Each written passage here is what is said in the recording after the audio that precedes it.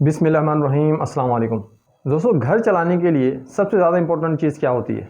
यकीनन आटा, चीनी, चावल, दाल या जो सब्जियां वगैरह हैं वो। लेकिन इन सामान को लाने के लिए भी उससे पहले क्या चीज़ चाहिए होती है? और वो चीज़ चाहिए होती है इंसान के पास रकम होनी ज़रूरी है। अगर वो रकम ही ना हो तो ये ना ही उससे कोई सब्जी खरीद सकता है और ना ही कोई और दूसरी चीज़ें। आज पाकिस्तान का हाल भी कुछ इसी तरीके से देखने में आ रहा है, क्योंकि इस हुकूमत ने, पीडीएम जमात ने, इस 14 जमाती हुकूमत ने जिस तरह गवर्नमेंट में आने से पहले जो वादे किए थे, जो लोगों को रंग दिखाए थे, जो लोगों को लाल सब्ज बाग दिखाए थे कि ये इमरान खान की हुकूमत की कोई प्लानिंग नहीं है और हर चीज़ महंगाई पे जा रही है। लेकिन इनकी गवर्नमेंट आते ही जिस तरह महंगाई का तूफान आया, क्योंकि इन्होंने इस तरफ तो तवज्जो दी नहीं, सिर्फ और सिर्फ अपने केसेस को ख़त्म करने के लिए इन्होंने ज़्यादा तवज्जो दी और ये अब भी आवाम से मुसलसल झूठ पे झूठ कह रहे हैं। उसका मुंह बोलता सबूत ऐसे है कि मिफ्ता इस्माइल साहब का ये कहना है कि जनाब, जब तक पाकिस्तान आईएमएफ से मुलाकात नहीं करेगा, आईएमएफ के प्रोग्राम में नहीं जाएगा, पाकिस्तान को डिफ़ॉल्ट होने से बहुत मुश्किल है बचाना। लेकिन पाकिस्तान के हमारे नए वज़ीर ख़जाना इसहाक डार साहब, जिनको इम्पोर्ट करके यहाँ पे बुलवाया गया जबकि इनकी कोई हाजत नहीं थी, लेकिन पता नहीं किस वजह से, किस लालच में इनको यहाँ बुलवाया गया और इन्होंने जो कहा, बड़ी बड़ी बातें करी थी कि जी मेरे तो आईएमएफ वालों से बड़े राब्ते हैं, मैं तो मतलब चुटकी बजाते ही सारे मसले हल करवा दूंगा।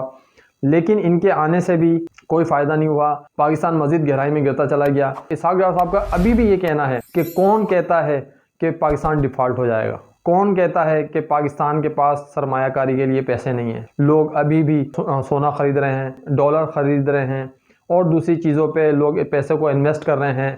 इसहाक डार साहब से ये पूछा जाए, टेक्नोक्रेट्स के ऊपर जो बातें हो रही हैं, क्या ये आपके इल्म में नहीं है? आप तो इनको भी छुपाने में लगे हुए हैं। आपकी गवर्नमेंट इसके बारे में कोई सही से बता ही नहीं रही। अब टेक्नोक्रेट्स है क्या? अगर पाकिस्तान में एक टेक्नोक्रेट्स लगता है तो इससे पाकिस्तान के लोगों पे क्या असर पड़ेगा, इसके बारे में जानते हैं। दोस्तों, यहाँ पे ये मैं बात बता दूं कि टेक्नोक्रेट्स पाकिस्तान में अगर नाफिज किया जाता है तो इसके लगने से पाकिस्तानी आवाम का सीधी ज़बान में कि उसका भुरकस निकल जाएगा। इस हुकूमत के बारे में अगर ये मिसाल दी जाए तो गलत नहीं होगी कि अंगूर हाथ में ना आए तो खट्टे हैं। गवर्नमेंट तो इन्होंने ले ली, हुकूमत तो इन्होंने ले ली। बाजवा साहब के इस टाइम बात हो रही है कि बाजवा साहब के कहने पर इनको ये गवर्नमेंट मिली, गवर्नमेंट तो इन्होंने ले ली।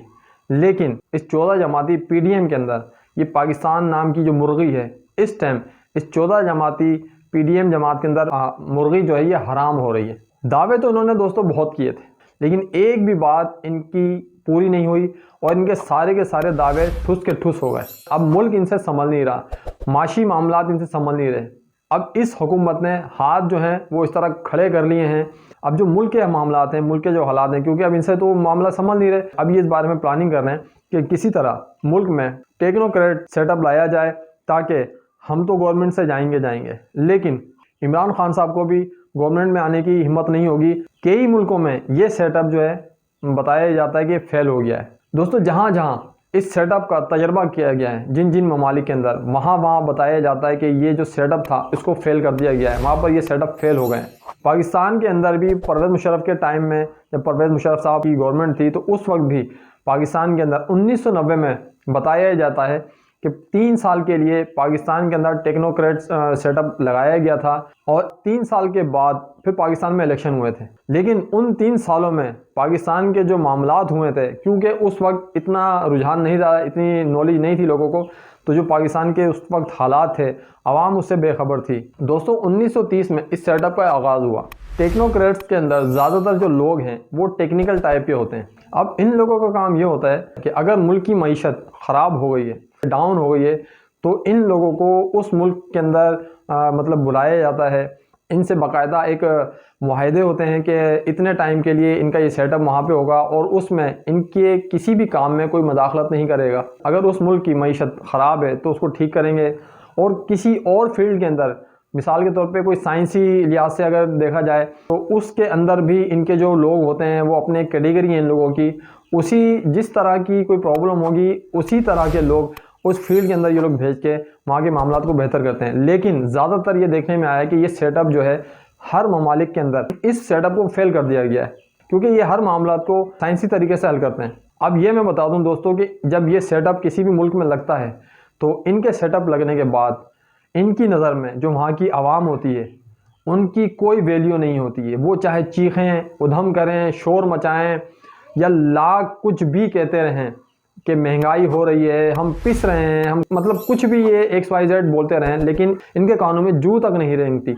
ये बस सिर्फ और सिर्फ अपना काम देखते हैं। इनकी नज़र में आवाम की कोई वैल्यू नहीं। इसको बनाने वाले हावर्ड स्कॉट नाम का एक इंजीनियर था जिसने इसके ऊपर वर्क किया। उसने एक टीम बनाई और फिर उसने ये एक सेटअप तैयार किया। किसी भी मुल्क के अंदर अगर माशी कोई प्रॉब्लम होती है तो इनके वो सेटअप को वहाँ पे एडजस्ट किया जाए ताकि वो माशी मामलात या जो और किसी फील्ड में कोई मामलात हैं उसको ये बेहतर कर सकें।